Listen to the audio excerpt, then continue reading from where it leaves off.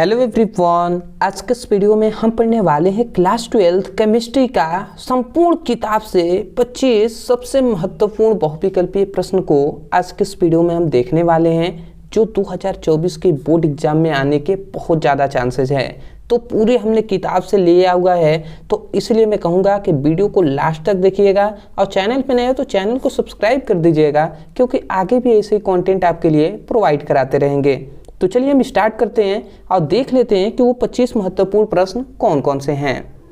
तो सबसे पहला हमारा प्रश्न है जो है कि आशुद्ध या शुद्ध जल की मोललता होती है। अब बताइए कि आशुद्ध कहें या शुद्ध जल कहें, तो शुद्ध जल की मोललता होती है। अब कितना होता है यहाँ पे 55.56 या 18.00 या 49.87 या 81.00। तो ये आपके पास ऑप्शन है, तो आपको याद रखना है कि इसको आपको याद रखना है कि शुद्ध जल की जो मोलरता होती है वो कितना होता है 55.56 होता है। तो जो ये ऑप्शन है आपका पहला वाला वो सही हो जाएगा। आते हैं सेकेंड क्वेश्चन। तो देखिए हमारा सेकेंड क्वेश्चन है कि हेमांक का अवनमन सीधे समानुपाती दर्शाता है। ठीक है, तो हेमांक का जो अवनमन है वो सीधा समानुपाती दर्शाता है। किसके समानुपाती?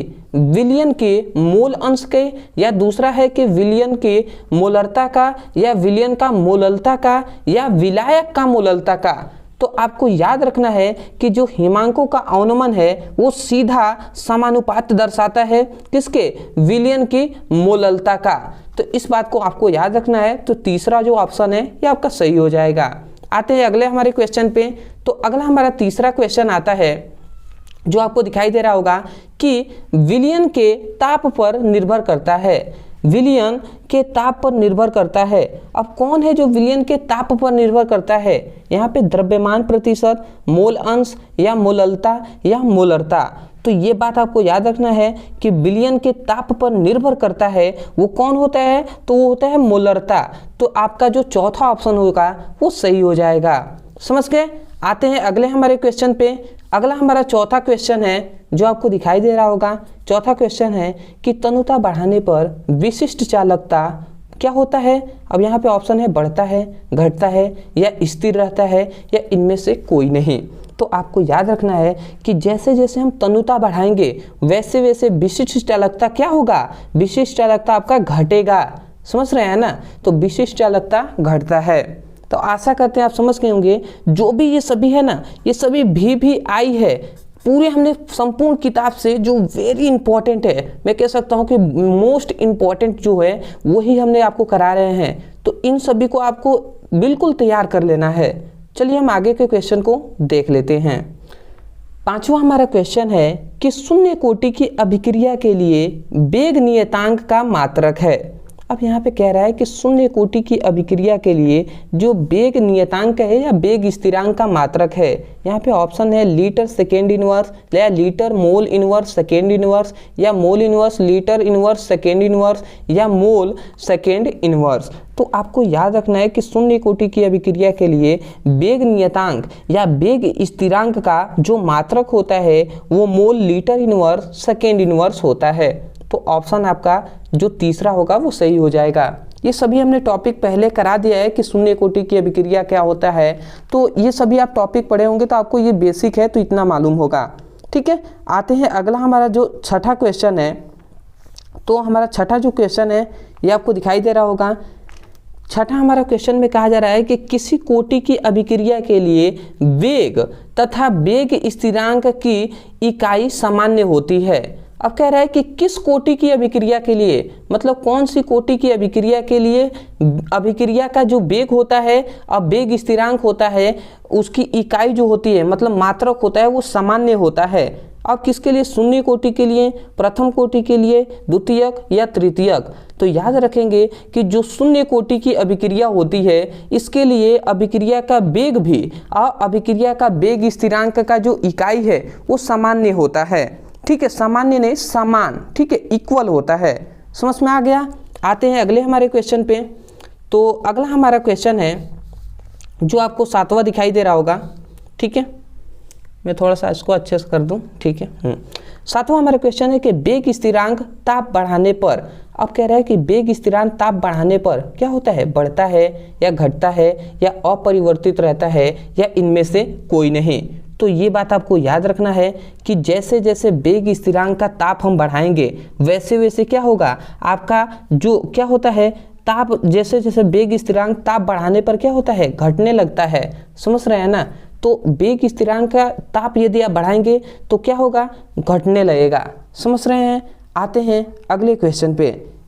इसका मतलब समझ रहे हैं ना कि वेग स्थिरांक ताप बढ़ाने पर घटता है। इसका मतलब कि जो वेग स्थिरांक होता है वो ताप के व्युत्क्रमानुपाती होता है, इसलिए तो घटता है ना।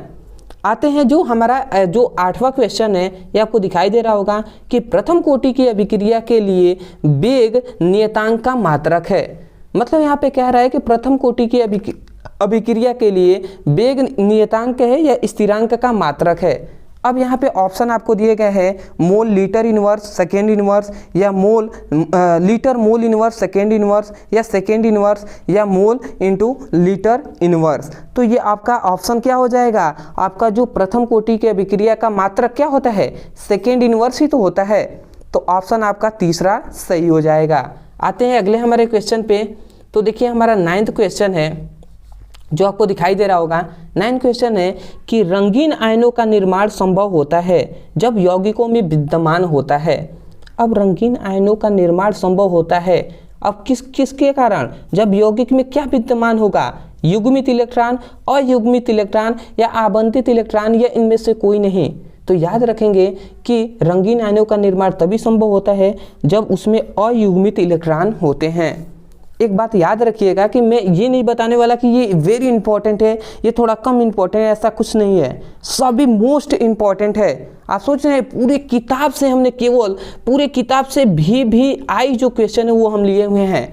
तो इन सभी को आपको बिल्कुल तैयार करके ही बोर्ड एग्जाम के लिए जाना है। आते हैं अगले हमारे क्वेश्चन पे। अगला हमारा क्वेश्चन आपका 10वां जो दिखाई दे रहा है वो कह रहा है कि निम्नलिखित में से रंगीन संकुल आयन है। अब निम्नलिखित में से कौन है जो रंगीन संकुल आयन है। यहाँ पे कह रहा है कि कोष्ठ में जो कॉपर, कोष्ठ में NH3 का होल 4 2+, यहाँ पे ZnNH3 का होल 4 2+, Fe H2O का होल 6 3+, या FeCN का होल 6 -3।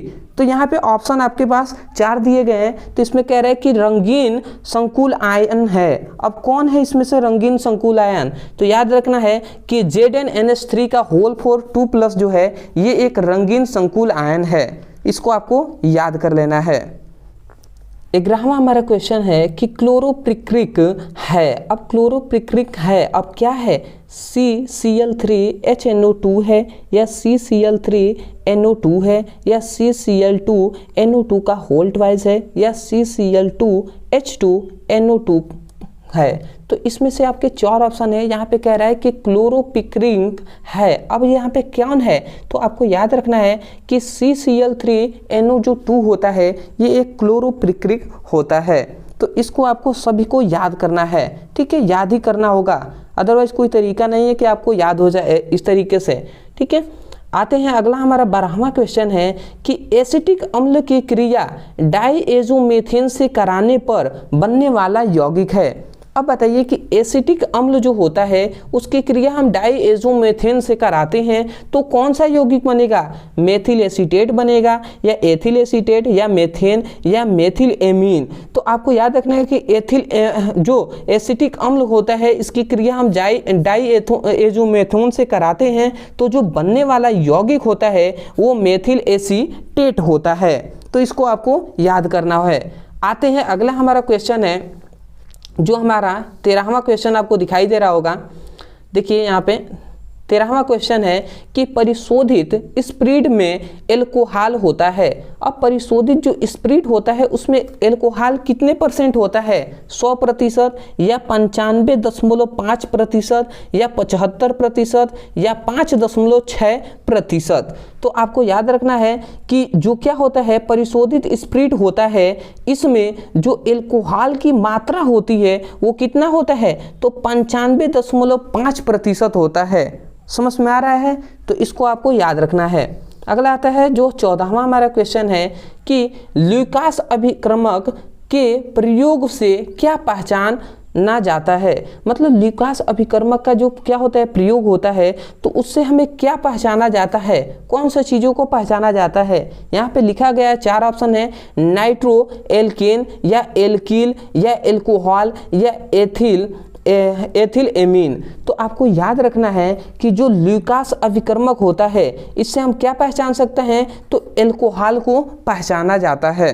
ठीक है, आते हैं अगले हमारे क्वेश्चन पे। तो अगला हमारा क्वेश्चन आपको दिखाई दे रहा होगा। अगला हमारा क्वेश्चन है कि निम्नलिखित में से सबसे प्रबल क्या है, अम्ल है। अब निम्नलिखित में से कौन है जो सबसे ज़्यादा क्या है, प्रबल अम्ल है, मजबूत अम्ल है। यहाँ पे CH3 COOH, यहाँ पर Cl CH2 COOH या Cl2 CH COOH या Cl3 COOH। अब इसमें से कौन है जो सबसे ज़्यादा प्रबल अम्ल है, तो आपको याद रखना है कि Cl3 COOH जो है ये एक सबसे प्रबल अम्ल होता है। ठीक है, इन चारों में, तो इसको आपको याद रखना है। अगला आता है हमारा जो क्वेश्चन कि 16वां क्वेश्चन है कि बेंजल्डिहाइड का सल्फ्यूरिक अम्ल की उपस्थिति में नाइट्रीकरण कराने पर प्राप्त होता है। अब जो बेंजल्डिहाइड है इसको सल्फ्यूरिक अम्ल की उपस्थिति में नाइट्रीकरण कराने पर हमें क्या प्राप्त होता है, CH4 मेथेन प्राप्त होता है या CH3 CHO प्राप्त होता है या CH3 CO का होल्ट वाइज O प्राप्त होता है या CH3 CO CH3 आपको प्राप्त होता है। तो ये बात आपको याद रखना है कि जब बेंजल्डिहाइड का सल्फ्यूरिक अम्ल की उपस्थिति में नाइट्रीकरण कराते हैं तो हमें क्या प्राप्त होता है, CH3 CO का होल्ट वाइज O प्राप्त होता है। ठीक है, अगला हम अपने क्वेश्चन को देख लेते हैं। 17वां हमारा क्वेश्चन है कि जब एसिटिक अम्ल को P2O5 के साथ गर्म किया जाता है तो निम्नलिखित में से कौन सा यौगिक प्राप्त होता है, जो कि मोस्ट इम्पॉर्टेंट है। यहाँ पे लिखा गया है जब एसिटिक अम्ल को P2O5 के साथ गर्म किया जाता है तो निम्नलिखित में से कौन सा यौगिक प्राप्त होता है। यहाँ पे 4 ऑप्शन है, CH3 CO का होल्ट वाइज O2, यहाँ पे CH4, यहाँ पे CH3 CO CH3, यहाँ पे CH3 COH।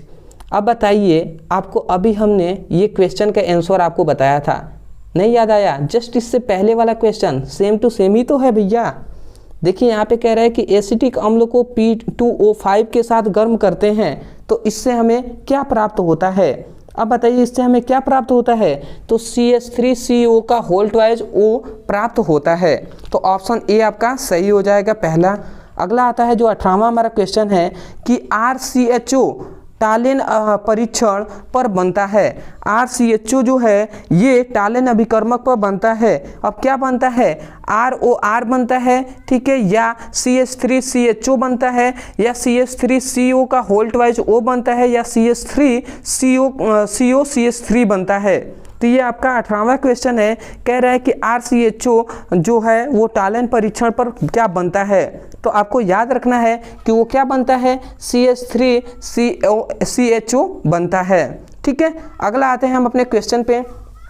19वां हमारा क्वेश्चन है जो आपको दिखाई दे रहा है कि 19वां क्वेश्चन है कि एमाइडो का एमीन में परिवर्तन निम्नलिखित में से किस अभिक्रिया द्वारा किया जाता है। समझ में नहीं आया क्वेश्चन? देखिए कह रहा है कि एमाइडो की एमीन में परिवर्तन निम्नलिखित में से किस अभिक्रिया के द्वारा होता है। मतलब एमाइड को एमीन में परिवर्तित करने के लिए, जो एमाइड है उसको एमीन में परिवर्तित करने के लिए निम्नलिखित में से किस अभिक्रिया को किया जाता है। यहाँ पे कार्बिल एमीन अभिक्रिया या हाममेन ब्रोमेमाइड अभिक्रिया या बुटस अभिक्रिया या केनिज़ारो अभिक्रिया। ये देखिए मैं पहले ही बता देना हूँ, ये चारों जो अभिक्रियाएं हैं ये आपके बोर्ड एग्जाम के लिए वेरी इंपॉर्टेंट है, तो इनको आप पहले ही तैयार कर लीजिएगा। वैसे हमने इन सभी बुटस अभिक्रिया, केनिज़ारो अभिक्रिया, कार्बिल एमीन अभिक्रिया, ये तीनों हमने अब करा दिया है। 5 हमने सबसे महत्वपूर्ण अभिक्रियाओं को करा दिया है। नहीं देखे हैं तो आप जाकर देख लीजिएगा चैनल पे। अदरवाइज मैं जल्दी आपको 15 महत्वपूर्ण अभिक्रियाओं को कराने वाला हूँ। तो बताइए इसमें से आपका ऑप्शन कौन सा सही हो जाएगा। तो जो क्या है आपका जो ऑप्शन सेकेंड है ये आपका सही हो जाएगा। हाफमैन ब्रोमेमाइड अभिक्रिया जो है ये आपका ऑप्शन सही हो जाएगा। अगला आता है जो हमारा 20वां क्वेश्चन है। देखिए 20वां क्वेश्चन है कि एमाइडो के एमीन में परिवर्तन की अभिक्रिया है। अब देखिए यहाँ पे कह रहा है कि एमाइडो की एमीन में परिवर्तन की अभिक्रिया है। यहाँ पे केनिजारो, यहाँ पे हाफमैन ब्रोमाइड अभिक्रिया या विलियम संश्लेषण अभिक्रिया या बुटेस अभिक्रिया। अब बताइए ऑप्शन कौन सा सही होगा? नहीं समझ में आया? देखिए भैया आपका ऑप्शन सेकेंड ही तो सही होगा। दोनों क्वेश्चन तो सेम टू सेम है, आपने कहाँ ध्यान दिया हुआ था? देखिए यहाँ पे भी तो कहा गया कि एमाइड को एमीन में परिवर्तित करने के लिए किस अभिक्रिया द्वारा किया जाता है, मतलब एमाइड को एमीन में। यहाँ पे भी तो वही कहा गया कि एमाइड को एमीन में परिवर्तन की अभिक्रिया है, मतलब एमाइड को एमीन में परिवर्तित करने वाला कौन सा अभिक्रिया है? तो ऑप्शन दोनों सामान्य होगा कि नहीं होगा? समझ रहे हैं? ये हमने गलती से लिख दिया था, बट हाँ आपको समझ में आना चाहिए कि दोनों क्वेश्चन देखिए कंफ्यूज हो सकते हैं आप। 21वां हमारा क्वेश्चन है, ये हमारा अंतिम क्वेश्चन है, ठीक है, जो है जल अपघटन पर क्या है, बेंजमाइड बनता है। अब जल अपघटन पर बेंजमाइड बनता है, यहाँ पे बेंजल्डिहाइड या बेंजोइक अम्ल या एथिल बेंजोइड या एथेनोइक अम्ल। तो यहाँ पे क्या आपका बनता है? तो याद रखना है जल के अपघटन पर बेंजोमाइड जो बनता है वो बेंजोइक अम्ल बनाता है। तो ये आपका ऑप्शन सेकेंड सही हो जाएगा। तो आशा करते हैं दोस्तों कि आपको जो हमने 25 नहीं 21 हमने जो इम्पोर्टेंट आपको क्वेश्चन को बताया है, ये आपको सभी क्वेश्चन जो महत्वपूर्ण बहुविकल्पीय प्रश्न है ये आप तैयार कर लिए होंगे। तो देखिए इन सभी को आपको नोट्स में लिख लेना है, याद कर लेना है। इन सभी का नोट्स आपको हमारे टेलीग्राम चैनल पे मिल जाएगा। टेलीग्राम पे सर्च कीजिएगा ब्रदर सर, आपको मिलेगा तो वहाँ से ले लीजिएगा, ठीक है। दूसरी बात, जो चैनल पे नए हैं तो चैनल को सब्सक्राइब कर दीजिएगा, क्योंकि आगे भी ऐसे ही कॉन्टेंट आपके लिए सबसे पहले प्रोवाइड कराएंगे जिससे आपके पास नोटिफिकेशन पहुंचेगा। तो चलिए दोस्तों आज के लिए इतना ही, मिलते एक नए टॉपिक के साथ, तब तक के लिए धन्यवाद।